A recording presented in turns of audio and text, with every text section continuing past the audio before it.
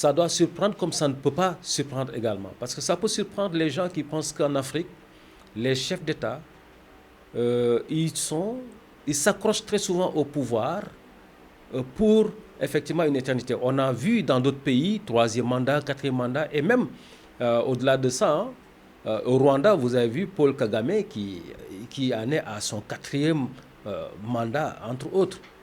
Mais la surprise générale, c'est de voir un Omar Sissoko Embalo qui dit que c'est suffisant pour lui un seul mandat et il déclare ne pas être candidat pour sa propre succession.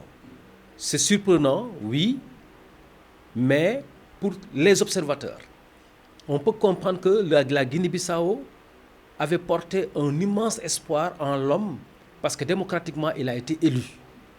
Ensuite, il y a eu beaucoup de soubresauts dans la gestion de ce pays pendant son magistère. Heureusement qu'il y avait le Sénégal avec un de ses amis les plus privilégiés, à savoir le président Macky Sall.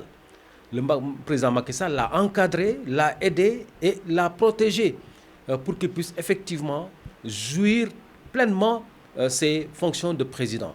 Aujourd'hui que le président Macky Sall n'est plus au Sénégal, n'est plus président de la République du Sénégal, aujourd'hui que c'est l'opposition radicale sénégalaise qui est au pouvoir, tout le monde sait que euh, lui-même, il avait proposé à ce que Macky Sall se représente. Hein.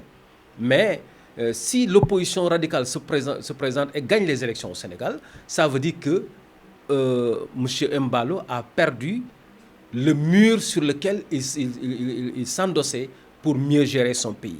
Donc, ça veut dire que le président Macky Sall étant parti, il n'a plus de soutien réel pour gérer cette situation. Deuxièmement, les autres pays qui sont à côté de la Guinée-Bissau, il faut savoir que c'est des pays qui ont quitté,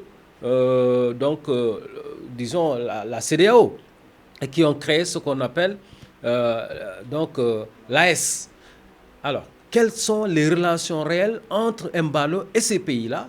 C'est des problèmes. Sans compter maintenant les problèmes internes de la Guinée-Bissau. Un pays qui est instable. Vous avez vu, il y a beaucoup de tentatives de coup d'État.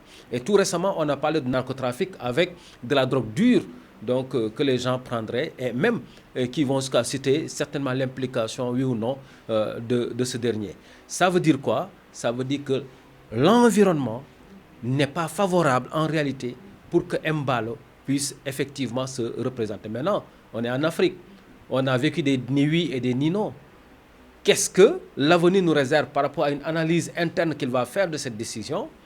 Laissons autant le temps